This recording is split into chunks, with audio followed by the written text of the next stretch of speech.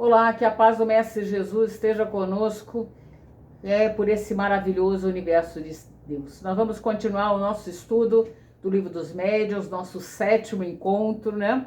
E nós estávamos estudando a primeira parte, nas suas preliminares, gente, que difícil, hein? Ao capítulo 1, que tem como título Existem Espíritos. Esse é um questionamento que Kardec coloca para nós, para justamente partirmos desse raciocínio básico do entendimento que se há espíritos ou não.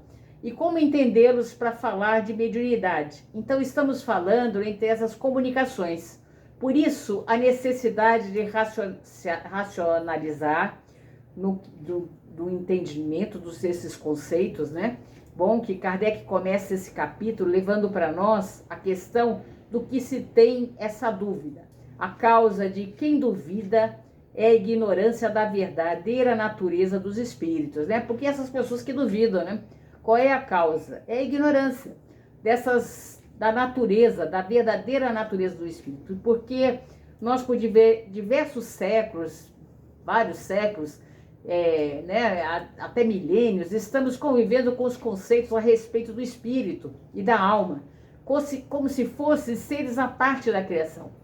E o espiritismo é interessante, traz para nós uma visão maior disso. Vamos ver material no sentido de contrário do espiritual. Vamos dizer assim um conceito mais concreto, mais próximo do entendimento que nós poderemos ter a respeito de algumas coisas que muitas pessoas elas não acreditam. Então o espiritismo vai abrir isso para nós, né? Esse entendimento dessas coisas. Então, exatamente porque a crença que se tem dos conceitos que nos foram passados durante esses séculos, eles nos levam a argumentos muito frágeis diante dos conhecimentos da ciência. Não precisa ser uma ciência complexa, mas pontos bem simples que todos nós somos capazes de perceber, todos nós, né?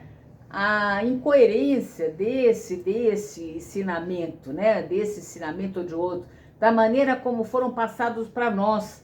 Porque se formos mudar, né, todas as religiões que nós conhecemos, que se dizem cristãs, né, que são espiritualistas, ou seja, tem aquele conceito da sobrevivência da alma. O que é espiritualista? Tem o conceito da sobrevivência da alma após a morte, né? Para onde é que nós vamos para uma alma após a morte? Exatamente essa questão que aparece de uma forma até dogmática nessas doutrinas espiritualistas. Elas chegam a ser demonstradas no Espiritismo exatamente pelo assunto que estamos tratando, né? Aqui tem outra visão, né? Aqui no Livro dos Médiuns, nós estamos tratando isso, que a mediunidade, ela deixa claro para nós a condição da existência da alma após a morte, pelo próprio fato delas comunicarem-se conosco. Elas quem? As almas, né? As almas, os espíritos. Mas o que Kardec faz aqui não é mostrar ou colocar para o nosso raciocínio uma coisa simples, no sentido de, olha, se comunica. Porque existe, ele não faz, ele nos faz um convite, o raciocínio. Então ele coloca para nós, se admitimos, em algum momento que exista a alma, e que ela mantém, né, a sua individualidade, ele nos conduz a uma lógica, se acreditamos isso, né? Temos que entender que essa alma que sobrevive, elas de natureza distinta do corpo, né? Essa alma é de natureza distinta. Exatamente, por quê? Porque com a morte do primeiro, do corpo, né? Essa outra parte que sobrevive, ela tem uma outra composição, em outro aspecto, que ele coloca, se temos todas as informações a respeito do céu, do inferno, dos sofrimentos ou da felicidade, que essa alma, ela vai ter em relação àquilo que fez durante a sua vida. E é isso que nos remete ao conceito de que ela mantém a individualidade, né? A alma mantém a sua individualidade, ela mantém essa consciência. Então, se ela tem, né? Se ela tem essa característica, também foi nos fazer outra pergunta. Podemos fazer uma outra pergunta. Onde ela vai? Ela fica, ela não vira fumaça? Ela tem alguma coisa, ela tem uma existência para ter esse sentimento? E se tem uma existência, está em algum lugar, né? E as informações que nós recebemos ao longo desses séculos, né? Para onde que essa alma vai, gente? Desses séculos, né? Esses séculos todos, temos um inferno, né? Um inferno. É claro, um meio termo político que é o purgatório. Tem o céu, tem o inferno, esse meio político aí que é o purgatório. Mas vamos lá. Vamos pensar. O céu que estaria acima e o inferno que estaria abaixo. Aí vem a ciência e mostra para nós que na Terra, olhando de uma maneira de parcial, você não tem nem em cima nem embaixo. Então, aonde está essa alma? Essas almas vêm aí, segundo a geologia, a astronomia, cada qual com o seu conceito. E vamos fazer o quê? Buscar esses espíritos, o céu lá no universo infinito e o inferno lá nas entranhas da Terra. Não é isso que nós vemos, essas moradas tanto acima quanto abaixo, quando destruídas, são destruídas tanto pela astronomia quanto pela geologia. Um outro aspecto é o conceito de que a Terra, né, a Terra é o centro do universo.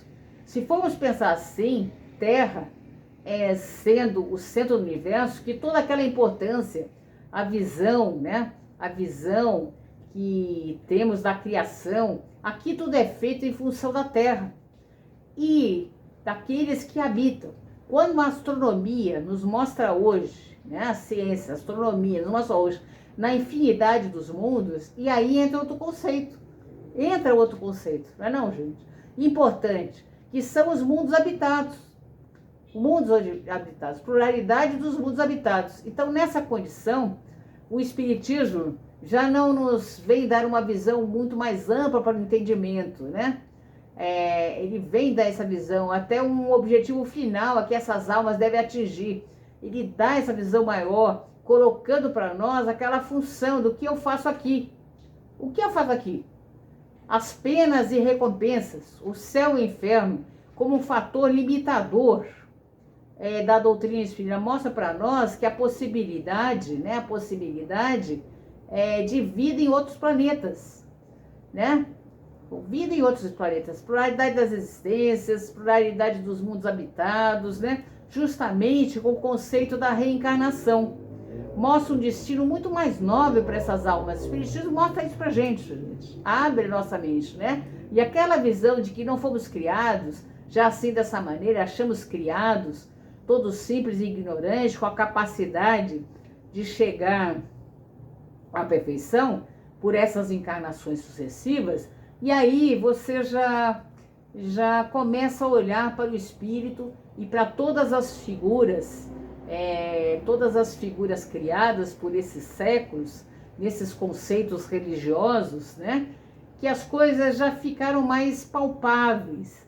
Então, aquele anjo não foi um ser criado perfeito, nem o demônio vão ser que descambou para o mal e vai ser eternamente no mal. Mas são fases, né? O anjo é aquela alma que em diversas encarnações adquiriu um nível de evolução plausível, com essas condições que hoje ele tem, né? Ele percorreu toda a escala espírita, esse anjo, né? Esse anjo, ele tem que sustentar outras almas. Então esses degraus inferiores, aquele chamado de demônios, são espíritos, são almas que momentaneamente se encontram na ignorância, se encontram em estado de ignorância, melhor dizendo, né, em estado de ignorância, mas que terão também amplas possibilidades e oportunidades de atingir em graus mais elevados da evolução outras condições. Bom, essas almas que estão lá, e são justamente os espíritos, as almas, né? Como queremos chamar, são exatamente o que restou dos homens que aqui viveram enganados, que após, quem são essas almas? São os homens que viveram aqui enganados e que após a morte, né, atingem essa outra condição.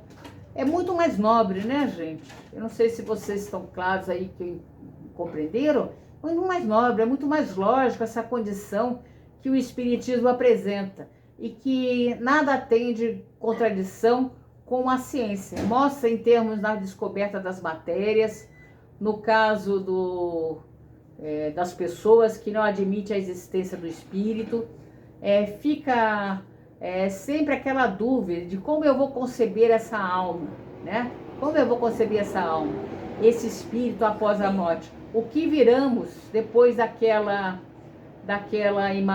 imagem de alma de outro mundo? Exatamente, o Espiritismo vem com outro conceito muito importante, né? Muito importante, que já se colocou lá na época, né? Que se existe lá o corpo carnal, existe um corpo espiritual. Paulo de Tarso já falava isso, que exatamente é concretizar a existência da alma, que passa a não ser mais aquela fumacinha, né? Aquela fumacinha, algo subjetivo, mas sim um nível de matéria diferente daquela que é constituído o nosso corpo. Então, esse envoltório que os espíritos, que Kardec, na classificação, ele chamou de perispírito, que é o envoltório da alma. É exatamente essa condição que nos dá a concretização desses conceitos. E nós mantemos a nossa individualidade, mantém os nossos sentimentos, todas as características, e mantemos uma estrutura corpórea coerente com o estado da matéria, que as almas, elas se encontram quando desencarnam. As almas, elas se encontram quando desencarnam. É sair de uma condição mais sutil. E aí temos uma base mais sólida da existência desse ser que simplesmente mudou de uma dimensão. Veja, o que são conceitos que a ciência dá base e comprova para nós quando você estuda a ciência, né? Comprova para nós. Hoje, que eu não tenho mais 1, 2, 3, 4, 5, tem um monte de dimensões, gente. A ciência fala isso. E é justamente elas dão a base do entendimento para nós entendermos aonde essas almas, e funciona para nós, que vamos fazer um breve parada agora, gente, para voltarmos no nosso próximo encontro. Então, o Espiritismo, ele vem abrir esse entendimento para onde é que nós vamos, né? Para onde é que nós vamos realmente aí nas várias dimensões. Bons estudos, gente.